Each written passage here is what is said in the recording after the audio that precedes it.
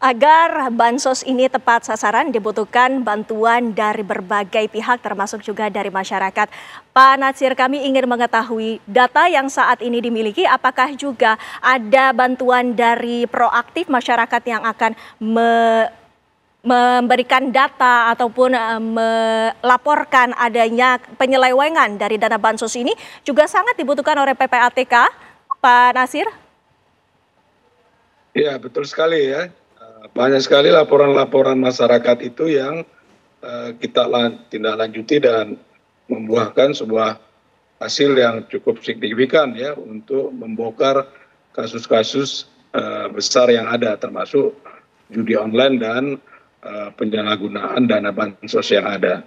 Kami berharap ya seperti apa yang dikatakan oleh Pak Trubus, oleh Pak Menteri ya, untuk kebaikan kita.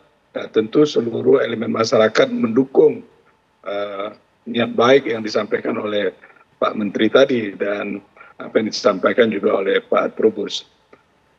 Kami berharap bisa terus mengawal ya arahan Bapak Presiden dan mendukung sepenuhnya langkah-langkah yang dilakukan oleh Kementerian Sosial di dalam menyalurkan dana sosial tadi, bantuan sosial itu tepat guna dan sesuai dengan peruntukan yang telah ditentukan. Dan kami berharap ini sistem yang akan lebih baik lagi mampu dapat meningkatkan kesejahteraan masyarakat, saudara-saudara kita khususnya yang sangat-sangat berhak dalam menerima bantuan sosial. Begitu Mbak. Ya, baik Pak Natsir. Pak Menteri, kami juga ingin mengetahui bagaimana caranya agar masyarakat ini juga ikut turut peran serta dalam pengawasan agar bansos ini tidak lagi disalahgunakan, Pak Menteri. Ya, pertama-tama itu kita sudah membuka kesempatan partisipasi masyarakat, bisa lewat aplikasi atau call center kami. Tetapi yang juga penting, saya kira bahwa masyarakat yang menerima bansos ini harus mengetahui hak-haknya dengan baik. Ya, karena dalam penelusuran kami masih banyak kadang-kadang penerima bansos ini mewakilkan kepada pihak lain untuk mengambil uangnya. Nah, ini kita masih banyak yang harus kita kerjakan ke depan dan ini terus kita kumpulkan berbagai data-data yang lengkap. Sekali lagi ini dalam rangka mengambil kebijakan ke depan agar kita tadi bisa menyalurkan bansos lebih prudent sampai kepada mereka yang membutuhkan. Dan ternyata dalam perjalanannya sampai hari ini, sekali lagi ya, alhamdulillah partisipasi masyarakat itu makin banyak. Ini kami mendapat 500.000 lebih masyarakat yang mengusulkan. Ada mengusulkan tetangganya, keluarganya, menyampaikan informasi bahwa ini adalah nama-nama dengan identitas yang jelas disertai dengan foto-foto yang ditampilkan sehingga kita bisa melakukan ground check, kita bisa melakukan satu upaya untuk cek lapangan langsung bersama BPS, bersama tim kami, dan setelah itu kita akan olah, diverifikasi, validasi, dan dijadikan bagian dari DTSN kita, data tunggal sosial dan ekonomi nasional.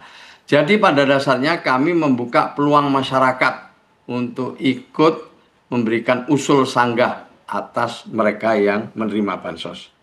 Kemudian yang kedua, ini di PPATK ini di samping yang digunakan untuk judol, ada juga informasi yang saya dapat itu yang rekeningnya lebih dari 2 juta, rekeningnya lebih dari 1 juta. Itu juga perlu ditelusuri lebih lanjut. Karena pada umumnya biasanya itu yang namanya bansos itu langsung dipergunakan oleh mereka. Nah, ini masih banyak nanti belakang ini yang akan kita teruskan. Yang berikutnya juga saya harus akui bahwa masih banyak ya penerima bansos itu yang memang mereka bagian dari yang berhak menerima, juga cukup banyak.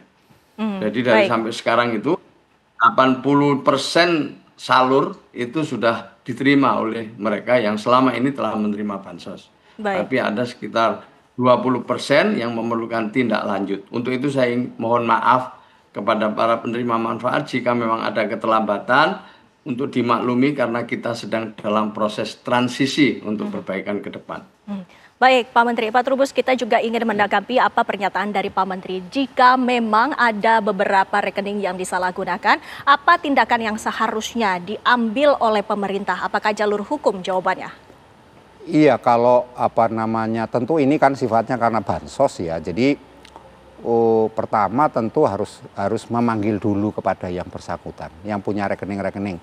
Sekaligus pemerintah juga memapping kepada mereka-mereka yang istilahnya penerima tapi sudah lama gitu kan, tadi disampaikan yang sudah 10 tahun, 15 tahun itu dipanggil.